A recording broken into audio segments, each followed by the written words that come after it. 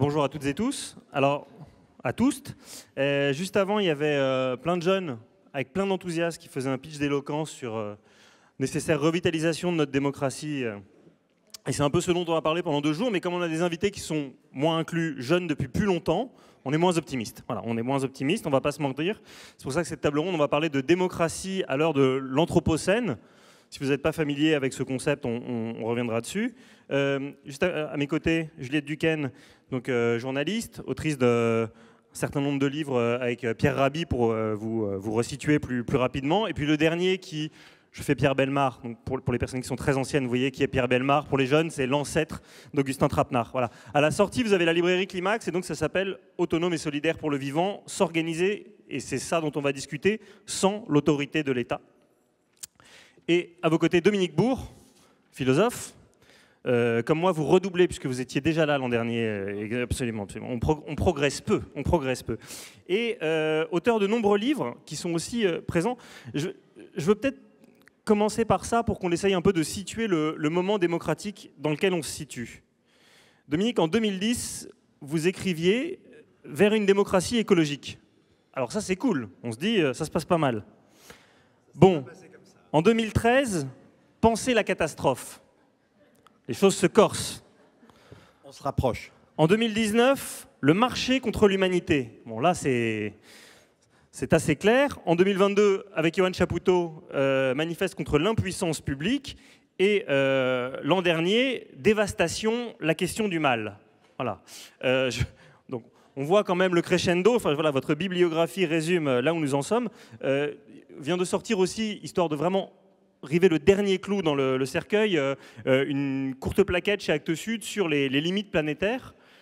Parce qu'il y en a 9 et on en a dépassé entre 6 et 7. Tout le monde n'est pas d'accord. Allez, 7. Ouais. Tout le monde n'est pas d'accord. Donc, avant de venir sur l'Anthropocène, pour vous, on se situe à quel moment démocratique là? Parce qu'on s'est vu il y a 1 an, on n'avait pas encore le résultat de l'élection américaine. Il n'a pas été celui qu'on aurait voulu.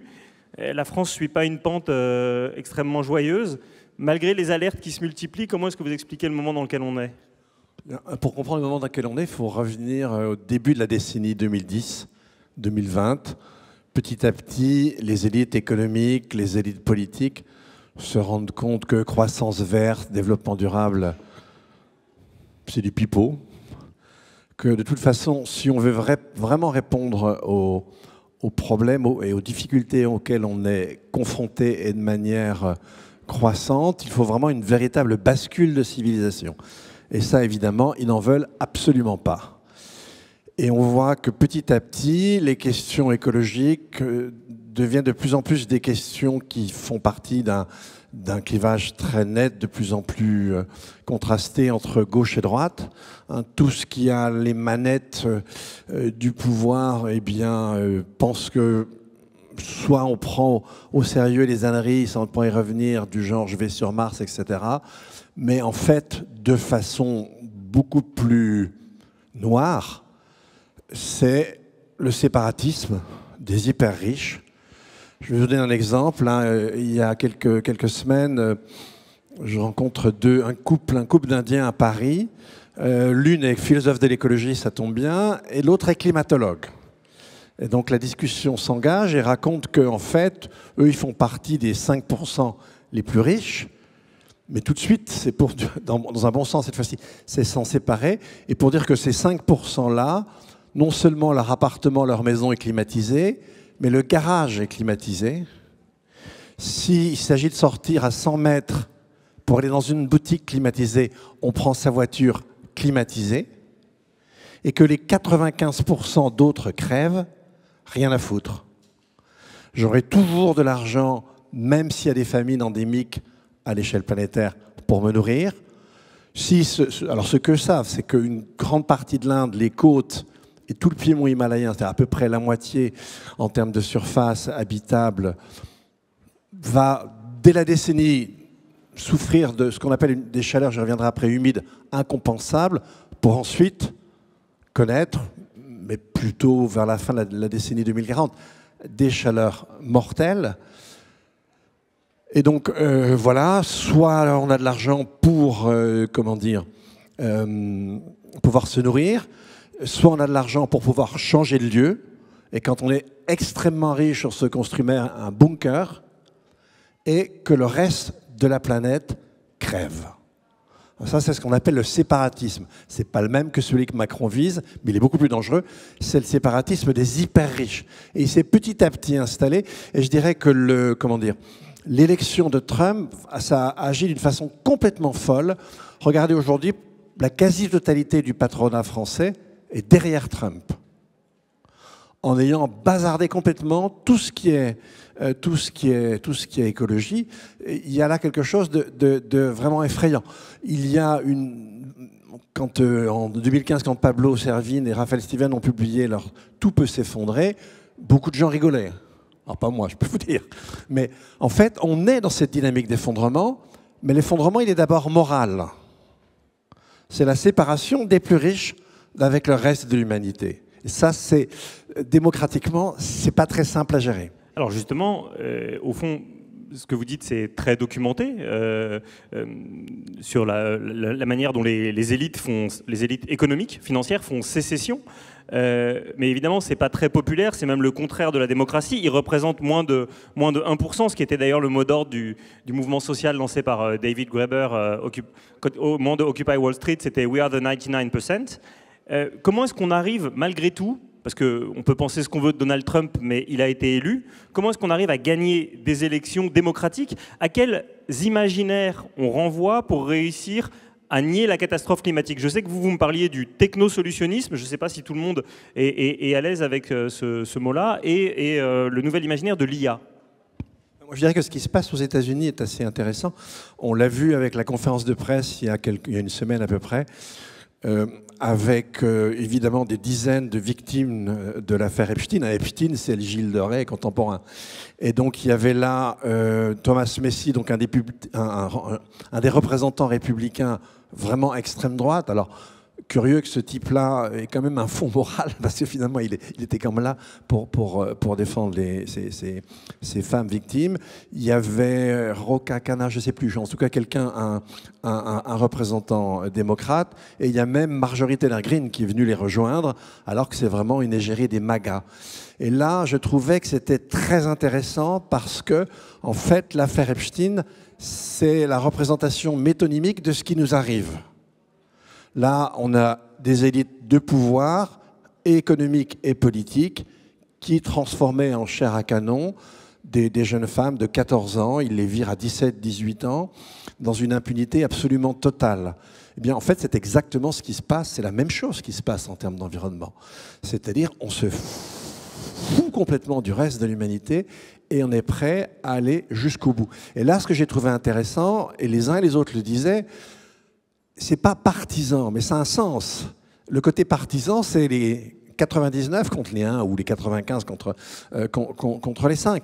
C'est-à-dire que là, il y a une telle régression dans ce cadre-là qu'on en arrive, si vous voulez, même presque à l'infrapolitique, où est-ce qui va donner la politique la plus monstrueuse.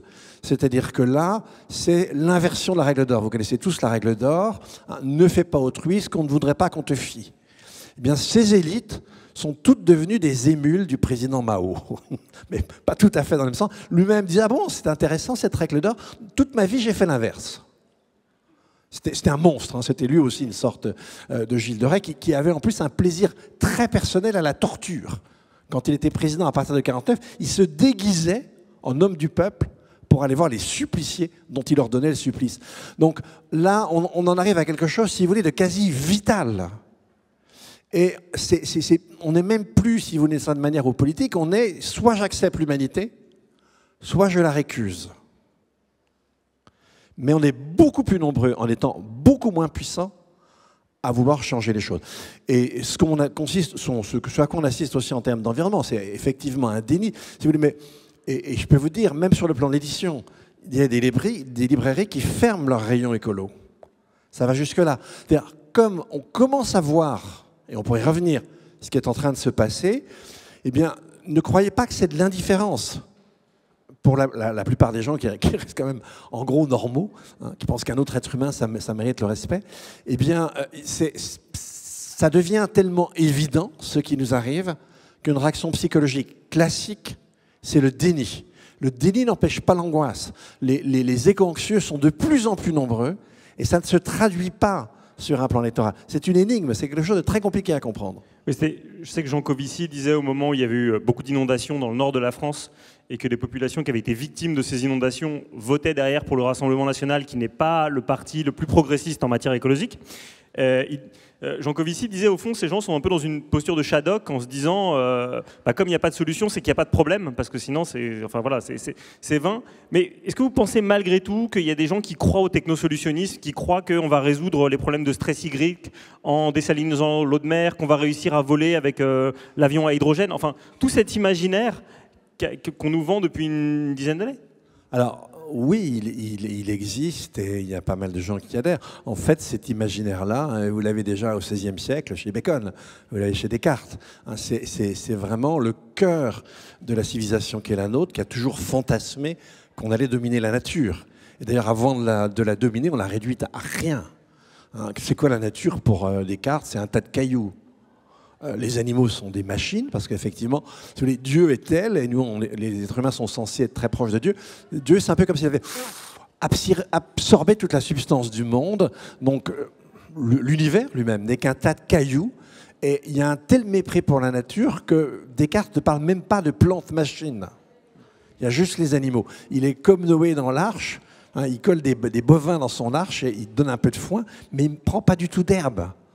Eh bien, on en arrive jusque-là dans cette négation de la nature. Et effectivement, on fantasme le technosolutionnisme. Ça, c'est le cœur de notre civilisation. Et c'est ce contre quoi, dès le 19e siècle, ce qu'on appelle la pensée écologique s'est érigée. C'est ce qu'elle a critiqué. Mais évidemment, la critique ne fait pas totalement Flores. Avant de passer à Juliette pour justement lui passer la balle, quand on s'est un peu entretenu sur le sujet, pour répondre à la question de l'IA, vous m'avez dit aujourd'hui la résistance à ce qui nous arrive, elle est rendue impossible par le maillage numérique du monde. Est-ce que vous pouvez faire, comme je vois qu'il y a plein de lycéens qui arrivent, est-ce que vous pouvez faire un commentaire de texte d'une phrase de Dominique Bourg? Oui. Alors, tout simplement, effectivement, on a, vous le savez, on a des problèmes écologiques, on a des problèmes politiques parce que vous avez des fachos qui viennent partout. Pas simplement des fachos, des gens qui vous racontent, Trump dit, c'est du Poutine dans le texte, il a son modèle. Si on avait utilisé l'arme atomique durant la guerre avec le Vietnam, on aurait gagné. Waouh! Et vous avez entre guillemets, le Raymond Aron russe. Alors franchement, le pauvre Raymond Aron, c'est pas un cadeau. Pour les lycéens, il faut rappeler qui est Raymond Aron. Oui, alors Raymond Aron, c'était une des grandes figures politiques adverses de Sartre, mais c'était un commentateur, excusez-moi, très autorisé. Alors j'ai oublié son nom, mais l'équivalent, alors dans un autre sens, le commentateur de l'actualité, un grand universitaire et politiste russe, dès je crois 2023, conseillait à Poutine de vitrifier une ville européenne sans tarder. On voyait un peu l'ambiance de ce genre. Alors, on a cette menace-là, on a une menace géopolitique, on a évidemment la menace écologique, mais en même temps, il y a une forme de fragilisation de l'humanité. Alors, c'était le cas par les réseaux sociaux, mais évidemment, c'est redoublé avec la question de l'intelligence artificielle. Et en fait, ça nous prend par le bas. Nous sommes des animaux opportunistes comme tous les animaux. Imaginez-vous à la place d'un loup, au lieu de se faire chier à courir le chamois, si vous avez à peine plus bas, 100 mètres plus bas, un troupeau de moutons coincé dans son enclos, c'est le supermarché, c'est gratos, j'y vais. Je ne vais pas aller courir le chamois. Nous, on fait pareil. Si vous dites à un jeune de 15-16 ans, c'est plus la peine que tu lises, ChatGPT le fait pour toi, c'est plus la peine que tu résumes ce que tu as lu, d'ailleurs tu ne l'as pas lu, c'est ChatGPT qui le fait pour toi. Et il peut rédiger, réfléchir à ta place. Peinard. Pourquoi je m'ennuie?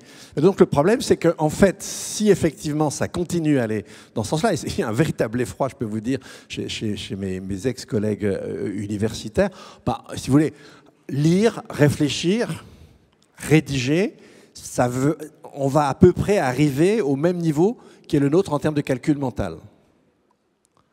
Donc on va devenir complètement con.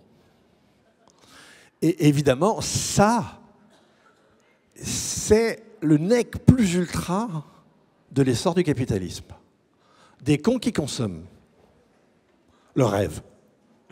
Le nirvana. L'aboutissement de l'histoire. Le couronnement de 3 millions de processus d'humanisation. Donc voilà, et ça me fait autant peur que le reste. À main levée, là, tous les jeunes. Ouais.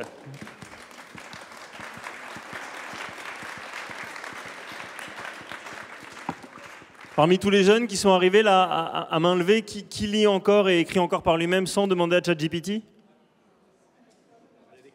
Il y a plein de courageux. Tu vois, on est sauvés en fait. Il fallait venir à Darwin.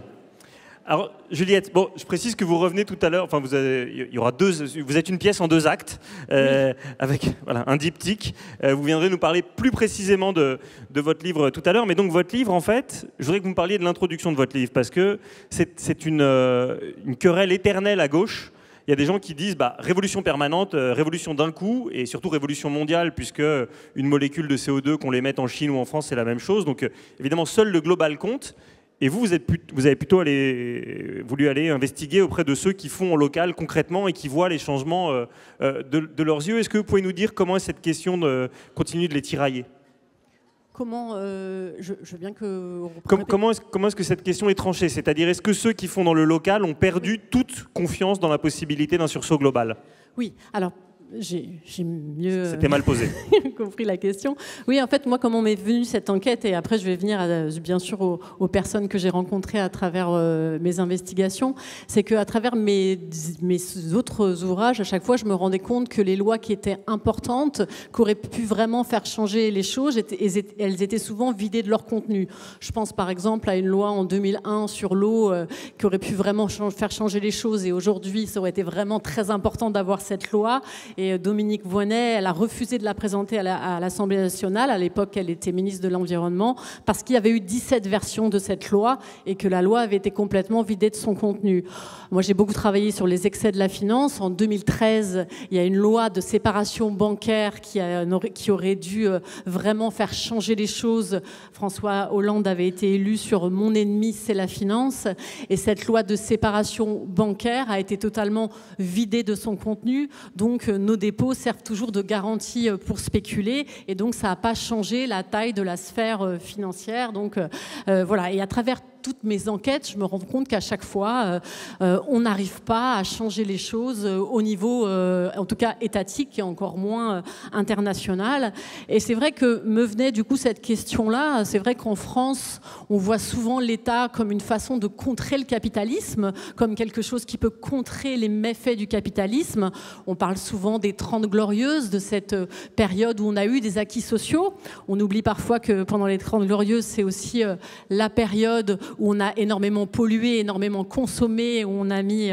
on retrouve aujourd'hui du plastique jusqu'au fond des océans, des pesticides jusque dans la graisse des baleines. Et dans toutes mes enquêtes, moi, je vois bien la coupure d'après 1945, que ce soit pour les émissions de gaz à effet de serre, pour toutes les formes de pollution possibles. Et donc, dans mon enquête, dans ce 7e livre, j'avais envie d'explorer ces liens entre État et capitalisme. Alors, je pourrais définir État et pas simple, hein, je le fais dans le lexique de l'ouvrage, mais on pourrait faire une conférence que sur ce terme, pardon. Moi, quand je parle d'État, je parle des États actuels, des États-nations, et on voit bien que les États-nations ont créé les règles du marché actuel, les traités internationaux, et que État et capitalisme se sont toujours entraider l'un l'autre. Et donc, dans mon ouvrage, j'explore à travers énormément de collectifs un peu partout en France et dans le monde, des collectifs qui essayent de trouver tout espace de liberté, et ça commence souvent par essayer de se réapproprier des terres de façon diverse et variée, pour essayer d'inventer d'autres modes de vie où on va s'éloigner du capitalisme, et aussi, le sous-titre de mon ouvrage, c'est s'organiser sans l'autorité de l'État, parce qu'en France, ça ne veut pas dire qu'on s'organise sans l'État, mais en tout cas sans son impulsion. Parfois, il y en a qui acceptent des aides, mais qui peuvent aussi avoir énormément on va dire, d'obstacles pour réussir à inventer ces autres modèles.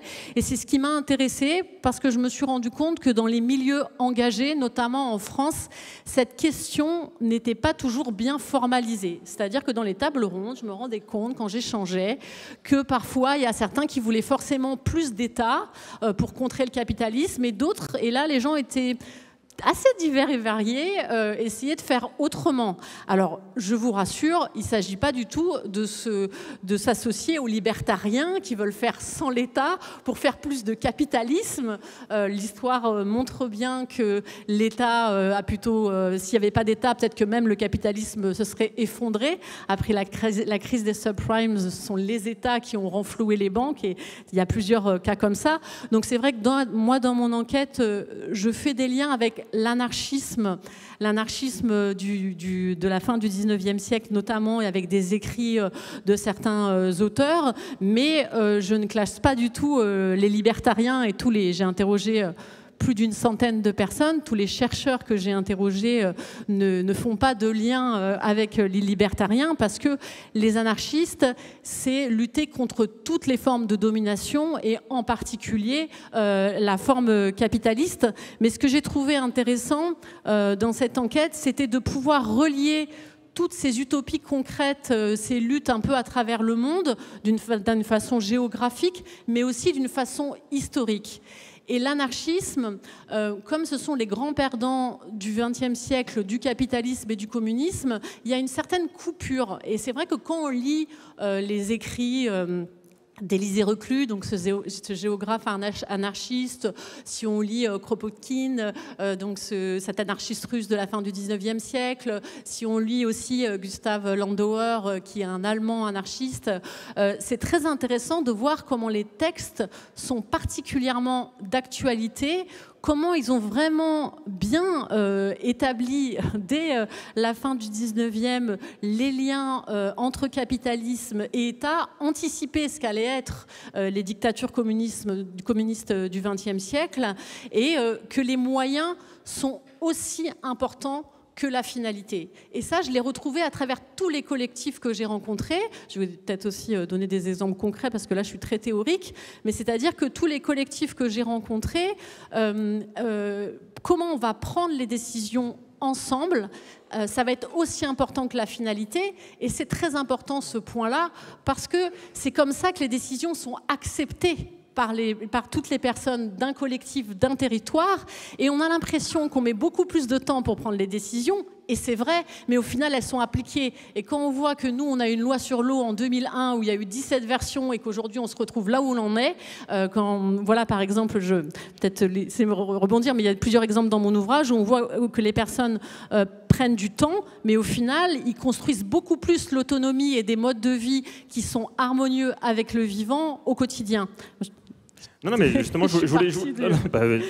c'est bien d'être enfiévré. Mais non, mais je voudrais qu'on développe un peu ça, parce qu'aujourd'hui, on vit quand même un épisode en France de fatigue démocratique extrêmement intense. Il y a le mouvement, dont on verra bien ce qu'il adviendra, qui s'est lancé le 10 avril sur le mode Bloquons tout. C'est un mouvement qui est venu en colère avec un budget qui avait ni queue ni tête, avec des jours fériés, supprimer le doublement des franchises médicales de Sécu. Et puis évidemment, il y a eu la goutte d'eau de la loi du plomb, qui était une loi qui mettait 99% des citoyens contre eux, comme l'a bien montré le succès de la pétition, et ajouter à cela un respect assez timide du résultat des élections législatives de 2024. Et au fond, à chaque fois, ce que nous disent nos dirigeants, c'est il y a une démocratie, c'est la démocratie représentative, vous êtes appelés aux urnes, et puis c'est comme ça et pas autrement. Et les mêmes de dépeindre les mouvements que vous avez suivis, donc qui sont des autonomistes, des anarchistes, on peut penser au mouvement des ZAD, comme des gens qui refusent la démocratie, puisqu'ils se mettent en retrait, et en plus ils défient l'autorité de l'État. Est-ce que vous pouvez nous dire comment est-ce que dans ces communautés, au contraire, au quotidien, la démocratie est extrêmement vivace ? Oui, moi, ce qui m'a intéressée, c'est que souvent, d'ailleurs, on voit qu'on a l'impression, quand on parle d'écologie, qu'on va être dans une dictature verte, qu'on entend parler, etc. Moi, ce que j'ai constaté au quotidien dans tous les collectifs où je suis allée, c'est qu'au contraire, pour prendre soin du vivant, on est obligé de décider ensemble, et donc de mettre en place des règles démocratiques avec des équilibres, avec beaucoup plus d'horizontalité, avec l'usage notamment des outils de communication non violente, d'éducation populaire, même s'il ne faut pas non plus trop les utiliser pour trop normer la relation humaine, c'était très présent. Et d'ailleurs, ces collectifs ne sont pas du tout en autarcie. Il faut faire la différence entre autonomie et autarcie. Alors déjà, la plupart des collectifs que j'ai rencontrés ne sont pas totalement autonomes. Ils choisissent leur dépendance. Mais c'est vrai qu'ils vont aller... En fait, ils vont surtout... Un point qui est quand même essentiel, c'est qu'ils vont beaucoup moins marchandiser les gestes du quotidien. Et pour moins dépendre des multinationales et de l'État, il faut faire du commun ensemble. Alors pour être peut-être un peu plus concrète, toute la première partie de l'ouvrage, je suis allée voir beaucoup d'habitats partagés, d'écolieux, de ZAD, d'ex-ZAD, comme Notre-Dame-des-Landes. Dans la deuxième partie de l'ouvrage, je suis allée voir les Zapatistes, donc il y a un soulèvement en 1994 au Chiapas qui là s'organise totalement de façon autonome par rapport à l'État, où ils ont leur propre structure de justice, d'école, etc. Et là où ils ont vraiment mis en place des modes de vie vraiment respectueux du vivant, totalement en opposition avec l'État. Et dans la dernière partie de l'ouvrage, je vais voir plein de collectifs très différents qui d'ailleurs se disent pas forcément de tradition anarchiste. Ça va être de la sécurité sociale de l'alimentation à la chambre d'agriculture alternative du Pays Basque. Mais en tout cas, où on ne va pas en tout cas tout attendre de l'État. Et ce qui est intéressant, oui, donc c'est qu'ils ne sont pas du tout en autarcie, ils sont à chaque fois en autonomie et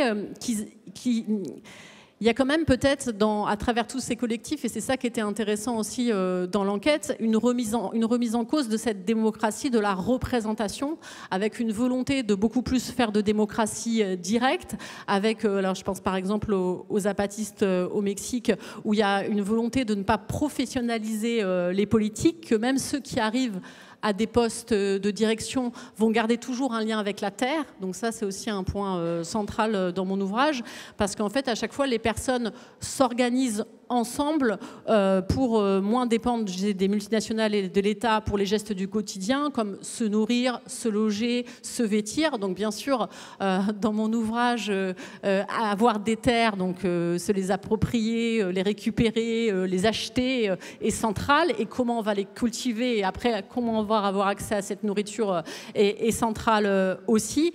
Et alors bien sûr, on est bientôt aussi aux élections municipales. Dans mon ouvrage, il y a aussi le fait que dans tous ces collectifs, c'est pas forcément le fait de s'organiser autrement, ça demande beaucoup d'énergie, beaucoup de temps. Et quand il y a des communes qui vont avoir des listes citoyennes et qui vont permettre d'aider aussi ces collectifs, et même dans les communes, on va réussir à mettre en place des solutions, enfin mettre en avant la bifurcation écologique, et ben forcément ça aide aussi. Donc le fait aussi d'impliquer les citoyens au niveau des communes, c'est très important.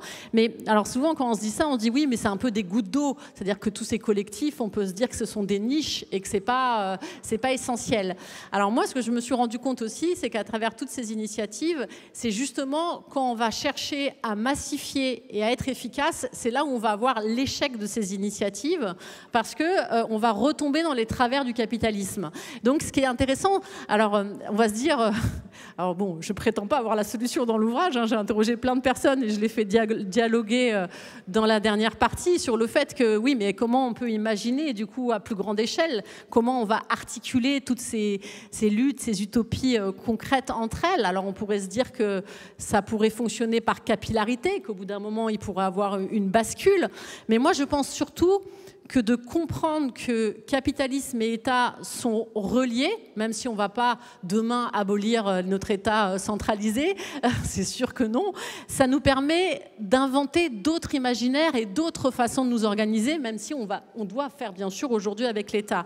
Et qu'on peut articuler après ces différentes échelles, et que justement dans les écrits anarchistes, il n'y a pas que de la violence et du terrorisme, et qu'ils ont réfléchi à tout ça, notamment à travers des fédérations, notamment à la Proudhon, cet auteur anarchiste qui a pensé des fédérations intéressantes entre régions, où il faut juste que les régions puissent se dissocier et s'associer assez librement, mais on peut imaginer d'autres façons de nous organiser, et je pense que ça pourrait, notamment en France, nous ouvrir et nous donner de l'espoir pour après. Et en plus, dans tous ces endroits où on prend soin du vivant. Et là, moi, c'est un de mes premiers ouvrages où je vais que dans des lieux où il se passe des choses, qui est pour le moral assez positif par rapport à certains de mes autres ouvrages. Et on parlait d'intelligence artificielle tout à l'heure.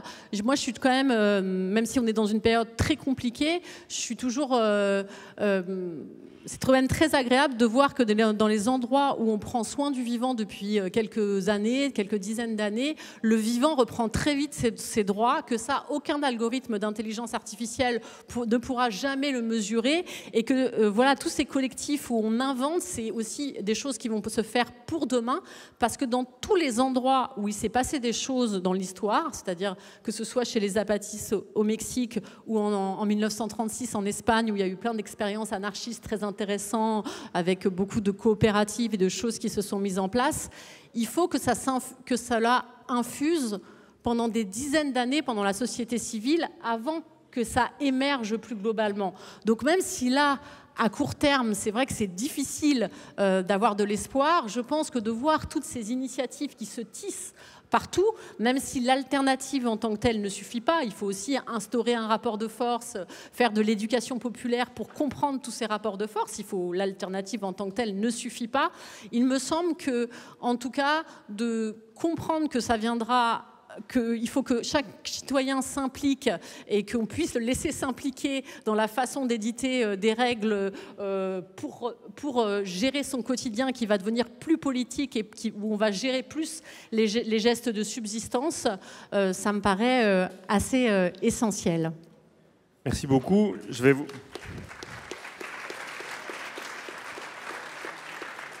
On va évidemment sanctuariser, il y a un micro en plus, il est pour vous, on va vous sanctuariser 20 minutes de questions, mais d'abord, Dominique, je veux bien le rebond du philosophe sur ce qui vient d'être dit, parce que dans Dévastation, vous nous dites quand même que les anarchistes, ça a été les grandes victimes du bolchevisme, que les bolcheviks leur ont marché dessus. Ils leur ont fait la peau. Hein. Oui, ils leur ont fait la peau. Et qu'est-ce qu'on a perdu alors? Et qu'est-ce que ça aurait pu, histoire fiction, qu'est-ce que ça aurait pu changer si on a vu les anarchistes?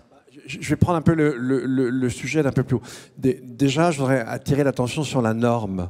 Parce que quand on écoute les libertariens, les Musk, etc., et vous avez vu tous les médias suivent, ouais, c'est génial, on pète toutes les normes, on peut faire des affaires à l'infini.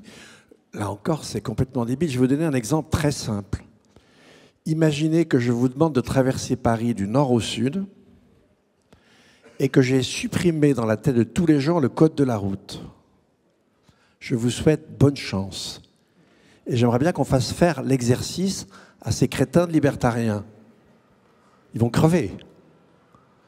Donc, il n'y a pas de vie humaine sans normes. Le problème, c'est que si vous voulez, avant les États, la norme, elle est immanente. Et petit à petit, les États ont fait que la norme, alors c'est aussi l'évolution de la chose religieuse, on va aller vers des dieux, etc., de plus en plus supérieurs et tout, et on va avoir une idée de la norme qui est très extérieure. Et l'État a vraiment incarné ça. Mais à partir du moment où on a détruit les normes immanentes, quand il n'y a plus d'État, et là je me réfère notamment aux travaux de Timothy Snyder, l'historien du nazisme nord-américain, très engagé d'ailleurs pour l'Ukraine ou pour Gaza. En fait, on l'a vu par exemple avec l'Anschluss. Le pire moment avec la barbarie nazie, la première fois que la barbarie nazie se déploie, c'est les quelques jours, il n'y a plus d'État autrichien. Et là, les SA s'en donnent à cœur joie. Et c'est un moment de barbarie infinie. Et le même Timothy Snyder va montrer que finalement, juif en Allemagne, c'est pas la joie, hein, vous en le savez bien, mais c'est encore pire si vous êtes en Pologne ou en Lituanie, en terrain occupé. Parce qu'il y a des résidus de droit. Alors toute la difficulté dans laquelle on est aujourd'hui, c'est que ces appareils d'État, bon, ils ont été conçus, ils ont été remodelés à un moment donné pour permettre l'accroissement de la richesse matérielle. Ça a donné une forme d'équilibre, alors avec toutes les nuances que vous avez apportées tout à l'heure, Juliette, ce qu'on appelle les 30 glorieuses, mais on a eu des démocraties qui fonctionnaient, c'est pas très difficile, un peu mieux qu'aujourd'hui, même si c'était de loin d'être parfait. Et aujourd'hui, les appareils d'État sont au service, sont détournés au profit d'une classe. Le budget de Bayrou, c'est clairement ça. On nous fait payer et on ne veut pas faire payer ceux qui détiennent l'essentiel de la richesse, notamment de la richesse monétaire. Donc c'est ça la difficulté aujourd'hui, c'est que ces appareils d'État sont ça. Et alors effectivement, dans ces circonstances-là, ce que décrit Juliette, c'est ce que j'appelle des réserves d'avenir. C'est là où on peut expérimenter des modes d'organisation, des types de relations à la nature. C'est dans des poches comme ça que se développe, par exemple, l'agroécologie, qui est vraiment fondamentale. Si on veut avoir un autre type de relation à la nature, eh bien, c'est dans ces lieux-là. Et donc, on est dans cette espèce de tension entre des lieux d'autonomie, des lieux d'expérience, des lieux où on réinvente, en fait, peut-être des valeurs plus immanentes, et puis un État qui est détourné pour une espèce d'accroissement de la richesse économique pour elle-même et au service d'un nombre de plus en plus restreint, ce qui est assez dramatique. Donc voilà, on se trouve dans cette situation-là qui est assez complexe en fait. Mais le problème de la catastrophe écologique, c'est l'accélération. On va parler de ralentir dans la conférence suivante avec Timothée Paric, mais malheureusement, l'accélération du réchauffement climatique, elle est là. C'est compliqué de ne pas le voir quand on voit les millions d'hectares qui brûlent chaque année et la mer Méditerranée qui brûle aussi et les records qui sont battus de température un peu partout dans le monde. Ce qui fait dire que face à cette accélération, la démocratie, c'est un peu lent, c'est un peu inefficace, et les réserves d'avenir instituées par Juliette, si ça porte leurs effets dans 30, 40 ans, on n'a pas le temps d'attendre. Donc, que répond le philosophe à la bonne vieille question quid d'une dictature verte, hein? Voilà, tout le monde en vélo, que des éoliennes? Non, pitié. Ça, c'est pas pour moi, vous ne me ferez pas dire ça. Non, une dictature verte, c'est une contradiction dans les termes. En fait, pour arriver à vivre en meilleure harmonie avec soi, avec la nature, de toute façon, une dictature, c'est nécessairement la prise de pouvoir d'un petit nombre contre le grand nombre. Et vous regardez tous les schémas d'effondrement dans l'histoire. Vous avez encore un livre en Angleterre là, qui vient de reparaître à ce sujet-là, mais il y a beaucoup d'études. C'est systématiquement ce dont je parlais dès le début, c'est-à-dire le séparatisme, la volonté de faire sécession de petites élites pour s'enrichir jusqu'à l'absurde. Chaque fois. Donc, dictature, c'est forcément quelques-uns qui imposent. Alors évidemment, comme Trump, on va dire, hein, c'est comment il dit, le Big Beautiful Bill, quoi. Donc c'est vraiment Law, Big Beautiful Law. Oui, voilà. Non, Bill aussi. Aussi. Oui, aussi. C'est pour sa loi budgétaire. Je crois que c'est ça.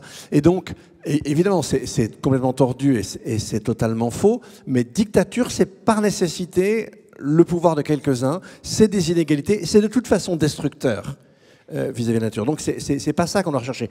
Ensuite, bien sûr, il faut ralentir. Enfin, il faut décroître de façon archi évidente. Mais il ne faut pas simplement décroître. Notre manière de produire. Si je prends les polymères, par exemple les plastiques, le vieil Aristote disait si la nature faisait des maisons, elle les ferait comme les hommes les font. Sympa Aristote, mais mon gros, t'as pas, hein, c'est pas tout à fait ce qui se passe aujourd'hui. Depuis Lavoisier, c'est pas du tout le cas. Nous, quand on fait une molécule de synthèse, une molécule artificielle, on accroche une macromolécule, on accroche une molécule à une autre, à une autre, à une autre, et en fait, ça ne retourne jamais sur le plan atomique. En fait, nos molécules à nous, nos plastiques, nos polymères, ils se fragmentent, ils ne reviennent jamais à l'état atomique et ils s'accumulent dans nos graisses, dans les différents milieux, l'air, le sol et l'eau. Donc, en fait, si vous voulez, ne serait-ce que ça, il faut revenir là-dessus. On ne va pas le faire du jour au lendemain. Qu'on le veuille ou non, on aura besoin de temps. Et je peux vous donner un autre exemple.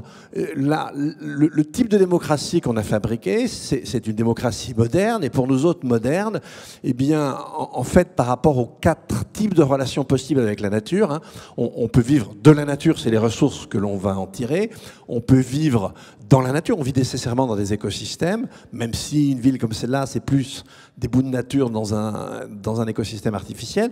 On vit en présence d'être non-humain, et alors là, pour les modernes, c'est absolument impossible. On vit en tant que nature, c'est-à-dire qu'on va s'identifier à un tout auquel on appartient et qui nous oblige.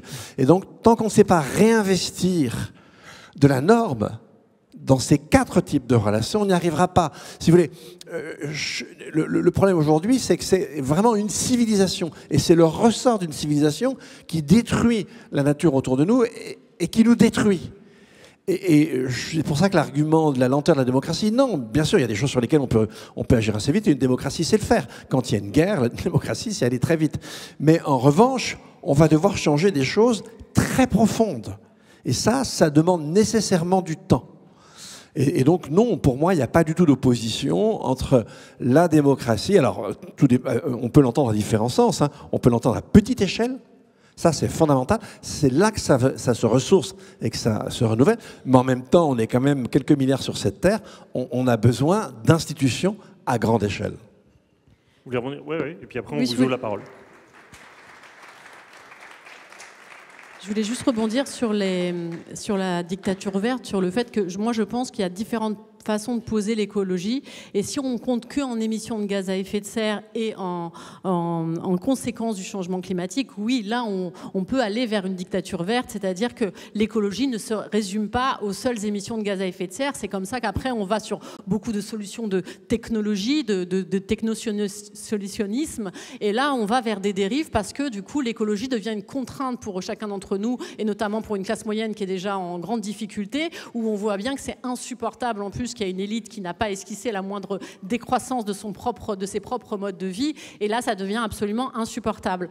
Moi, ce que j'ai vraiment vu dans mon enquête, et ça, c'est à mon avis absolument essentiel, et notamment pour lutter contre l'extrême droite, c'est qu'il faut aussi que chacun ait un sens et soit reconnu au sein de la société. Et moi, je parle même de, c'est revenu plusieurs fois lors de mes investigations, de dignité. Et je vais donner l'exemple, un exemple assez connu, c'est la ville de Loos-en-Gohelle dans le nord de la France, où on vote extrême droite au niveau national et on vote vert au niveau local. C'est une ville qui a fait une bifurcation écologique importante, où il y a 20% d'agriculture bio, il y a beaucoup de panneaux solaires sur les toits, ils ont mis en place beaucoup de choses, c'est même reconnu par l'Agence de la transition écologique, et ils ont associé les citoyens pour réussir à mettre en place ces changements. Et surtout, le passé minier de la ville, qui pourrait être de cette région, qui pourrait être vu comme préfiguratif de notre société de surconsommation, n'a pas été renié. Au contraire, on a mis en valeur ce passé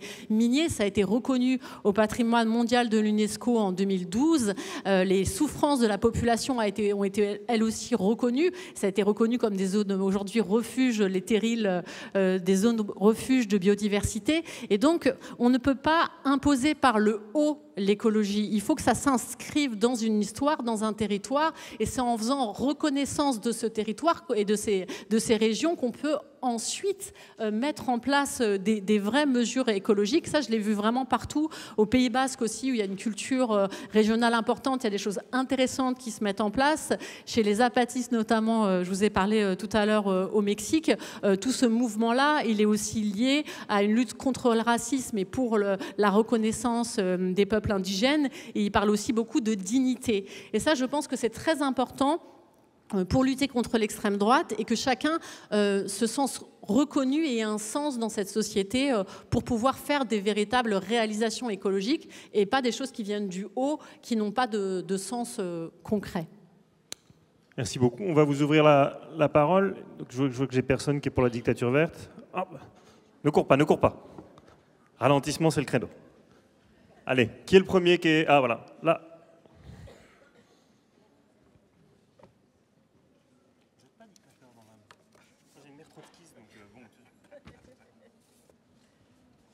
Merci pour votre présentation. Déjà, je pense que c'est antinomique dictature verte, parce qu'en fait, si on prend les bonnes décisions, c'est forcément pour le bien commun. Ensuite, je dirais aussi que l'État n'est pas forcément la meilleure des solutions. Si on est, comme en ce moment, pas forcément dans une démocratie, je vous invite donc à lire les textes de Barbara Stiegler. Ensuite, nous sommes dans une kakitocratie, et souvent, en effet, ceux qui nous dirigent, l'affaire Kohler par exemple, prouvent que ce ne sont pas les meilleurs d'entre nous et que ce n'est pas forcément la méritocratie, donc ce n'est pas eux qui vont nous amener vers la vertu, de droite comme de gauche. Ensuite, ce que je pourrais dire, c'est que si on appliquait en fait le vrai capitalisme au terme d'Adam Smith, le père fondateur du capitalisme, on lutterait contre les GAFAM et les BATX.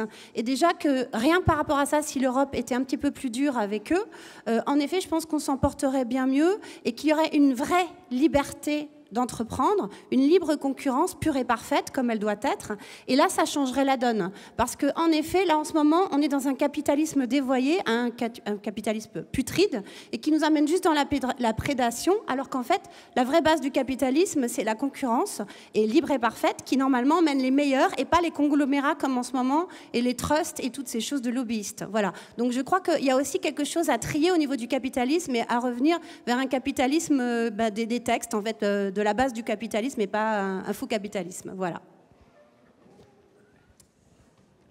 Ah bah, Alors... ça c'est typique de la question de philo. Non, mais c'est Gaspard Koenig qui faisait la vraie critique de on n'a pas des libéraux, on n'a que des gens qui font de la fausse concurrence et on a en fait un capitalisme monopolistique et les vrais capitalistes ils sont contre la rente, ils sont contre l'héritage. Et c'est vrai que Madame a raison, c'est pas ce qui se passe aujourd'hui.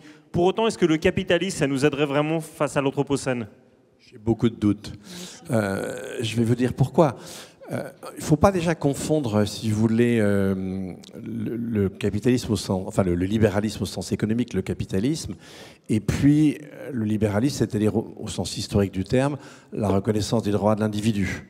Alors en même temps, il ne faut pas pousser les droits de l'individu et au nom de l'individu faire crever le groupe. C'est plutôt d'ailleurs ce qui se passe aujourd'hui. Mais l'idée même de capitalisme, si vous voulez, et le vieux Marx l'avait bien compris, elle est inséparable de ce que Aristote appelait la mauvaise crématistique. C'est-à-dire qu'il distinguait l'échange économique de l'échange crématistique. Ta crématas à la richesse. Si on est à Athènes, 4e siècle avant Jésus-Christ. Si je suis cordonnier, je ne vais pas manger mes sandales. Et si je suis boulanger, je ne vais pas me chausser dans mes galettes. Donc, en fait, je vais produire un nombre de sandales ou un nombre de galettes simplement pour satisfaire à mes besoins. Et si j'ai, d'ailleurs, c'était le cas de Léonard de Vinci, si j'ai 300 paires de godasses, c'est compliqué chaque matin. Bon. Et puis, si je me mets à bouffer des galettes comme un malade, je vais crever.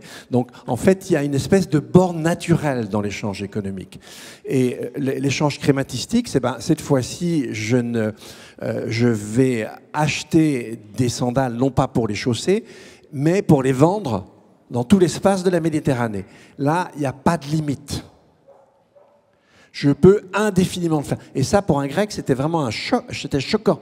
Parce que vous regardez toutes les choses autour de vous, elles se caractérisent par des contours. Donc, elles ont des limites. Et on pensait que le monde lui-même, le cosmos, était un lieu fermé.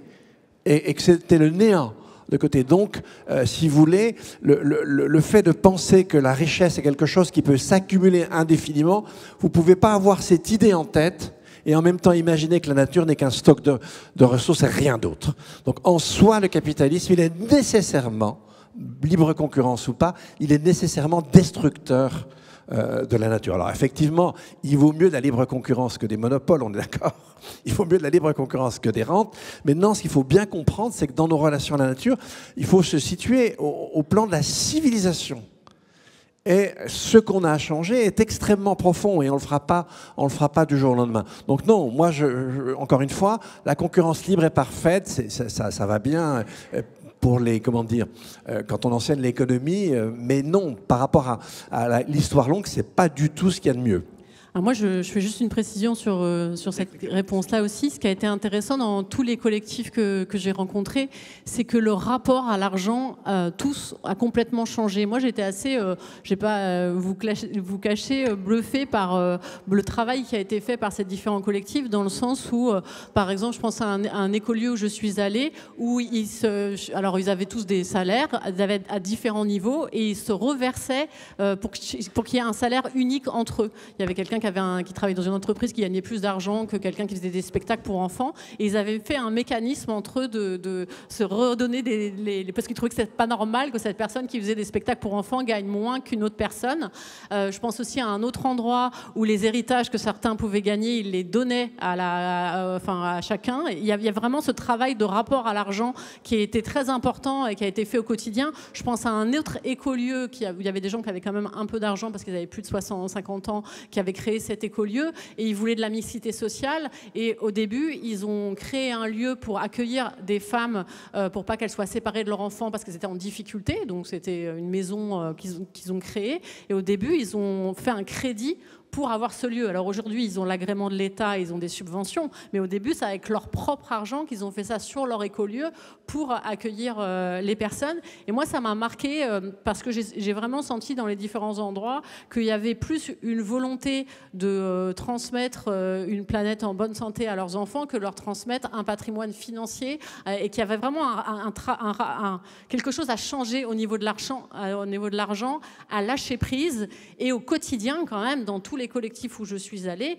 il y avait beaucoup moins de marchandisation des actes du quotidien. Alors, par exemple, il y a des endroits où ils étaient autonomes de façon pour la viande, et donc on ne marchandise, on a beaucoup moins besoin d'argent. Donc là, on sort justement du capitalisme et de ces schémas, et je pense que ça demande quand même un travail sur soi, parce qu'on a toujours un peu peur de se faire avoir. Si vous voyez ce que je veux dire, il y a quand même ce côté qui reste beaucoup et qui reste présent. Et moi, j'étais pour cela, je trouve que là, il y avait des échanges très subtils entre les personnes, c'est sans idéaliser, hein. Il y a des échecs dans ces collectifs, etc. aussi, hein. Mais je trouve que par rapport aux débats actuels publics qui sont un peu tirés par l'extrême droite, j'ai été quand même assez admirative des échanges auxquels j'ai pu assister au quotidien dans ces différents collectifs. Il y avait une question là, oui, allez-y. Oui, merci beaucoup. Donc Olivier, moi je suis militant à la Convention des entreprises pour le climat. Et donc, on est pour rendre irrésistible la bascule vers l'économie régénérative, hein, et donc abandonner l'extractif. Moi, en vous écoutant, entre la bibliographie et l'évolution de la bibliographie de Dominique, et puis le foisonnement d'initiatives, de collectifs de Juliette, j'ai entendu parler du pivot majoritaire, donc le fait de pouvoir aujourd'hui prendre du recul sur nos mouvements et passer d'une stratégie minoritaire à une stratégie majoritaire. Et ça me semble être la petite lueur d'espoir que l'on a. Alors j'aurais bien voulu vous écouter sur ce sujet du pivot majoritaire. Moi, je trouve ça génial, hein. Et alors, dans le blocage que connaît ce pays aujourd'hui avec sa tripartition politique, ça serait une façon de s'extraire de l'impasse. De manière générale, là, on est arrivé au bout d'un système. Et effectivement, moi, à l'époque, il y a de ça plus de 15 ans, dans le livre que Vincent citait, là, vers une démocratie écologique, avec mon co-auteur, on en appelait à une innovation démocratique radicale. Ce mode de, d'expression des préférences collectives n'existait pas à l'époque, en tout cas on ne connaissait pas. Mais ça, c'est quelque chose d'intéressant. Ça fait partie de ces innovations. Là, on est dans une phase très difficile. Alors effectivement, d'un côté, on a la tentation de la dictature verte, on l'a vu, c'est impossible. En revanche, oui, il ne faut pas qu'on ait peur d'innover au maximum et à toutes les échelles, et en ne demandant pas qu'aux différentes échelles, ce soient nécessairement les mêmes choses qui s'imposent. Donc là, oui, moi, je trouve ça très intéressant de façon évidente, hein. Et moi, je veux juste préciser, au-delà, souvent on parle des histoires d'échelles, et bien sûr, les échelles, c'est important, mais au-delà des échelles, moi, ce que j'ai vu aussi à travers ces investigations, ce qui était intéressant, c'est de faire société et pas de faire communauté. C'est-à-dire qu'à chaque fois, les initiatives, donc comme la sécurité sociale de l'alimentation, pour ça, est très intéressante, parce qu'elle fait vraiment société, c'est-à-dire qu'elle va arbitrer des intérêts divergents au sein de la société, que ce soit ceux qui vont manger, ceux qui vont acheter la nourriture, ceux qui vont la produire. Et donc, je pense que toutes ces initiatives, si elles font société, elles ne font pas communauté, ça permet d'enclencher ce problème d'échelle. Il y avait une question là, au troisième rang. Oui. Oui, c'était une question pour vous, Juliette, je suis là. Tout à l'heure, vous avez dit que quand on cherchait à massifier les initiatives que vous avez vues, on retombait dans les travers du capitalisme, et je me demandais si vous pouviez expliquer un petit peu. Alors, c'est-à-dire que dans les différents endroits où je suis allée, à chaque fois quand on veut trop grandir, c'est-à-dire que, par exemple, je vais prendre un exemple concret. Je suis allée voir une coopérative qui s'appelle La Carline, qui a dit, dans la Drôme, qui est une coopérative qui marche bien. Ils ont une quinzaine de salariés, qui vend des produits locaux bio, qui appartient aux salariés, aux consommateurs et aux gens du coin. Au bout d'un moment, ils se sont posé la question de grandir. Ils se sont dit non, on ne va pas grandir, on va aider une autre coopérative un peu plus loin à se créer. Et donc, dès qu'on veut trop grandir une initiative et vouloir aller trop vite, on va retomber dans les mêmes travers que les travers capitalistes et ça va échouer. Donc, il faut réfléchir à d'autres façons d'innover. Donc, eux, par exemple, ce qu'ils font, c'est qu'ils vont aider une autre structure à se créer. Donc là, on n'est pas du tout dans la concurrence, on est dans la coopération. Justement, on n'est pas du tout dans la concurrence capitaliste, mais dans la coopération. Et après, si l'initiative réussit, celle qui va être un peu plus loin, ils vont verser un peu d'argent à l'entreprise, à la coopérative pour les services qui ont été rendus. Et là, par exemple, la Carline va même un peu plus loin pour aller encore plus loin dans la chaîne alimentaire. Ils ont racheté des terres à l'entrée de la ville de Die pour installer des agriculteurs pour pouvoir qu'ils puissent après vendre leurs produits dans ce supermarché coopératif. Donc là, pour encore plus aller plus loin dans la chaîne alimentaire. C'est-à-dire qu'ils vont essayer d'innover de plein de façons différentes, de faire des innovations sociales, mais en tout cas de ne pas grandir. Et ça, pour plein d'exemples, au Chiapas, là au Mexique, c'est la même chose. Par exemple, moi, quand j'y suis allée, en 2023, il y avait des conseils de bon gouvernement qui étaient au niveau des caracoles. Donc les caracoles, c'est les lieux de rassemblement zapatistes. Il y en a 12. Et il y a des conseils de bon gouvernement. Et ils se sont rendus compte... Alors, pourtant, c'est beaucoup moins pyramidal que chez nous, mais ils trouvaient déjà que c'était trop pyramidal. Et donc, depuis, ils ont remplacé par des gouvernements autonomes locaux pour qu'il y en ait encore plus.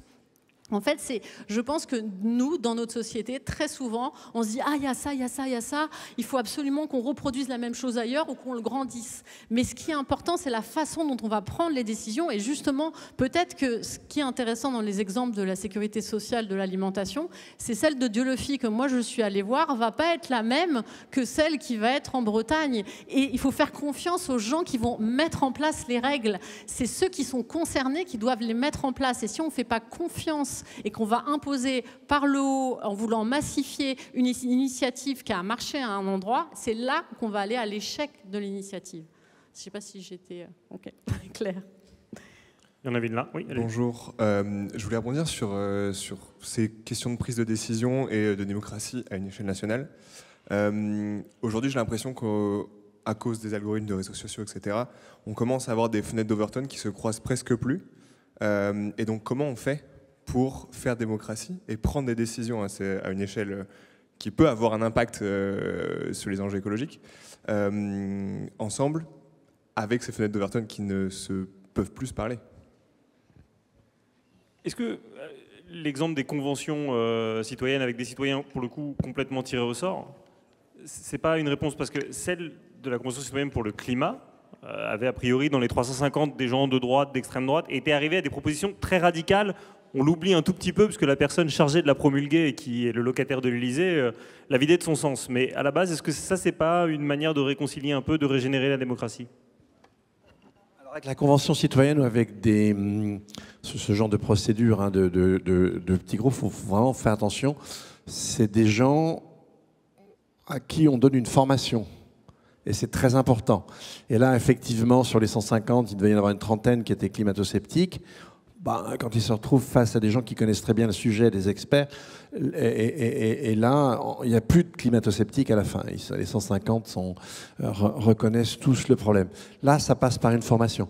En revanche, la question des réseaux sociaux, ils fonctionnent à l'inverse de ce que disait Juliette tout à l'heure. Ils ne veulent pas faire société, justement. Ils veulent faire communauté. Et les algorithmes vous ramènent toujours avec une certaine forme d'affinité. Soit l'affinité, soit au contraire, vous êtes des trolls pour casser ceux qui sont en affinité. Mais la logique est faite par les algorithmes pour casser la société et pour casser les médias classiques. C'est clair sur YouTube, quand il y a une campagne électorale, on va vous raconter n'importe quoi pour vous attirer, pour concurrencer en fait les médias classiques. Donc là, ça n'a rien de naturel. C'est vraiment des choses qui sont conçues pour précisément briser la société. Donc ça, c'est... Mais il y a des humains derrière les algos. TikTok est un objet d'abrutissement des masses en Europe et aux États-Unis. C'est un outil d'éducation en Chine, où quand vous allez vers un contenu de l'équivalent de, je sais pas moi, Frédéric Lordon, on vous renvoie vers une conf de Barbara Stiegler, etc., pour que vous muscliez votre esprit critique, alors qu'ici, on vous envoie d'une pub pour une tondeuse vers une pub pour une bagnole. Donc, Justement, et on voit très bien que là, il y a un instrument avec une finalité. Et que nous ayons un législateur ou un pouvoir législatif qui ait été aussi nul face à ça, c'est quand même complètement dingue. C'est-à-dire que les réseaux sociaux, c'est ce par quoi c'est un des aspects, on a vu qu'il y avait des aspects de répartition de richesse aussi, mais c'est un des aspects par lesquels on a énormément fragilisé nos démocraties. Et qu'on ait laissé faire ça, c'est quelque chose qui est assez étonnant. Alors, il y a un petit réveil de ce côté-là, mais effectivement, la différence d'algorithme entre la Chine et puis ce qu'il y a en Occident. Alors, le problème, c'est qu'en Occident, pour faire du fric, on ne veut pas d'algorithme chinois. On veut ceux qui fonctionnent pour précisément détruire la société. Là, on revient à cette question de la sécession, du séparatisme dont on est parti.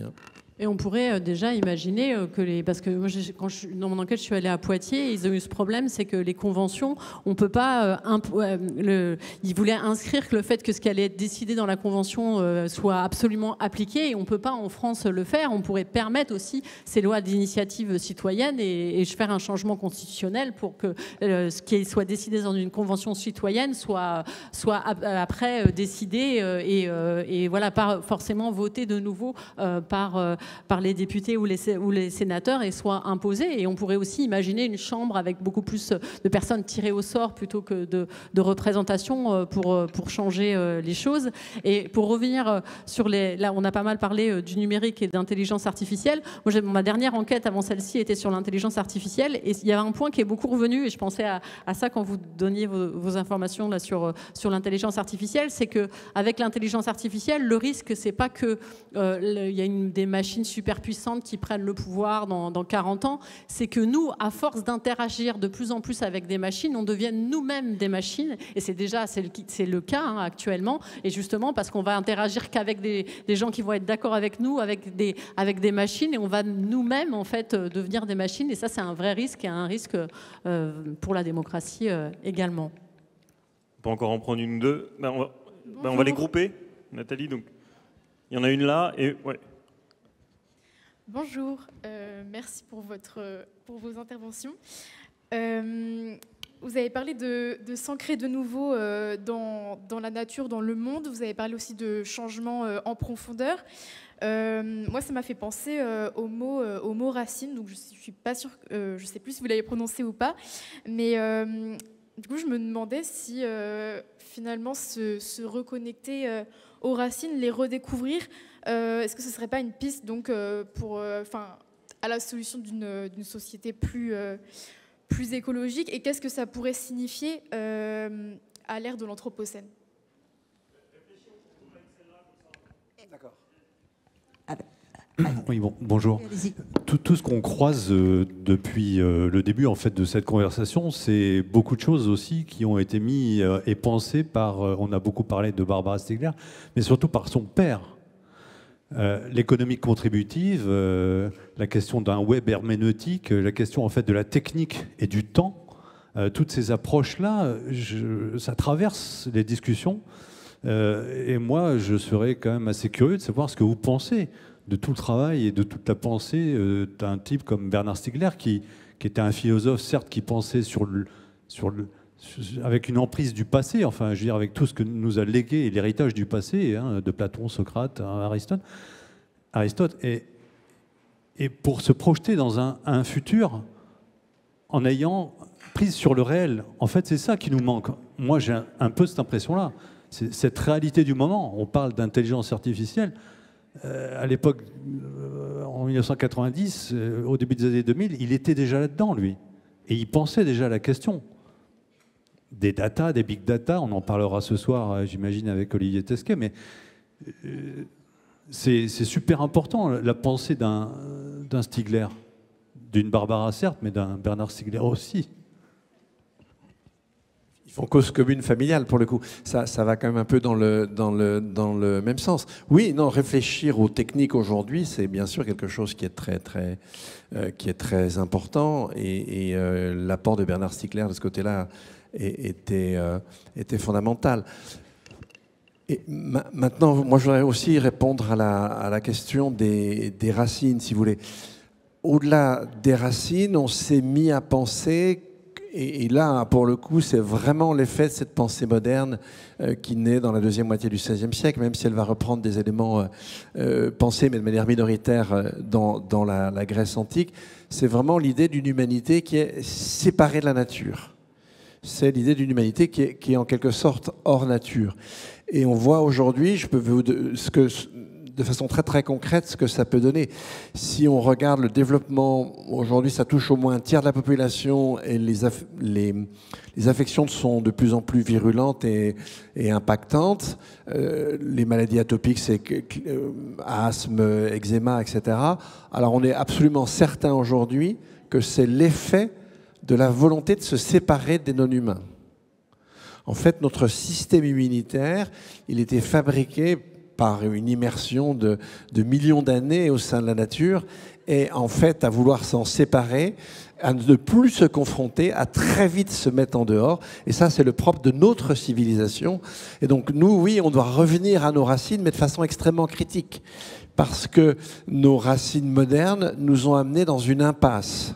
Et pour moi, penser la technique, c'est pour ça que j'ai des nuances quand même avec Bernard Stiegler, je ne peux la penser que dans cet aspect critique vis-à-vis de la modernité. Et on a vu dans la technique une espèce de logique qui pouvait nous amener en tout point à transcender la nature. Ce dont on se rend compte, c'est que ça n'est pas possible. En fait, et ce qu'on a découvert les dernières décennies, c'est que, et on l'a découvert par nos techniques justement, par exemple on l'a découvert par les modèles climatiques. Vous auriez dit un classique qu'en obéissant aux lois de la nature, et évidemment par définition on peut qu'obéir aux lois de la nature puisqu'elles sont nécessaires, on allait la détruire. C'est quelque chose qui pouvait paraître complètement absurde. Et en fait, avec les modèles, par exemple avec les modèles climatiques, on a mis en évidence qu'il existe une agentivité de la nature. C'est-à-dire que nous, en surconcentrant les gaz à effet de serre, on va déclencher tout un tas de phénomènes. Et donc, en fait, l'artifice ne détruit pas la nature. Il en suscite différemment l'agentivité. Et ça, c'est très important pour comprendre les techniques. Donc, oui, d'une certaine manière, revenir à nos racines, mais à condition d'aller très loin et de voir en quoi elles nous ont amené à un mode de civilisation qui est complètement absurde et qui nous amène à crever. Je pourrais vous donner d'autres exemples de ce type, mais cette espèce d'effort d'anamnèse qu'il faut faire, il faut vraiment le faire. Et ça, c'est le propre d'un travail de philosophe, si vous voulez, hein, de refaire la généalogie des idées et de voir en fait les bifurcations qu'on a prises, les choses qui nous paraissent évidentes, mais qui sont absurdes et qui nous font crever. De façon... Oui, on va pas se quitter là-dessus, donc voilà, un rapide mot de conclusion pour... Je vais être très rapide sur les racines, mais en tout cas, c'est vrai que ça rebondit sur ce que je disais tout à l'heure, sur le fait que dans les endroits où il y avait des racines populaires, de culture populaire, on arrivait à plus prendre soin du vivant et il y avait plus d'opposition qui pouvait se créer face à un État centralisé et au capitalisme. Et sur la technologie, moi, je voulais rebondir là-dessus, sur le fait, on n'en a pas parlé, vous en parlerez peut-être ce soir, on en a parlé rapidement, mais il ne faut pas oublier, aujourd'hui, on parle d'IA partout, que le numérique pollue énormément. Pour l'instant, c'est la fabrication des équipements qui pollue le plus encore. 60% de la pollution en France, c'est la fabrication des équipements, des ordinateurs, des téléphones, etc. Mais comme quand on entraîne les algorithmes d'intelligence artificielle sur les data centers, c'est en train de prendre une place de plus en plus importante. Donc ça gagne de plus en plus d'espace. Donc c'est très très polluant le numérique. Et ça, je trouve qu'on ne le nomme pas assez. Mais peut-être pour finir sur une touche d'espoir plutôt, de voir peut-être, moi je voulais terminer sur ce point-là, que moi ce que je me suis rendu compte dans mon enquête, c'est que justement, pour prendre soin du vivant et réussir à inventer des modes de vie qui soient respectueux du vivant, il faut justement mettre de la démocratie et qu'on puisse décider ensemble des règles. En tout cas, je l'ai vu dans tous les collectifs dans lesquels je suis allée pendant près de 3 ans et j'ai interrogé plus d'une centaine de personnes. À chaque fois, c'est ressorti que justement, il fallait décider ensemble des règles pour prendre soin du vivant. Il fallait réussir ensemble, et c'est pas forcément par le vote justement qu'on décide, c'est en parlant longtemps, en faisant plein de choses, pas forcément le vote. Alors on pourrait décider ensemble de est-ce qu'on prolonge la conférence ou non, mais Darwin est un espace autocratique et Nathalie vient de me dire qu'il fallait qu'on marque la pause parce qu'il y a un programme très chargé. Merci infiniment à tous les deux et on se retrouve dans un quart d'heure avec Timothée Paric.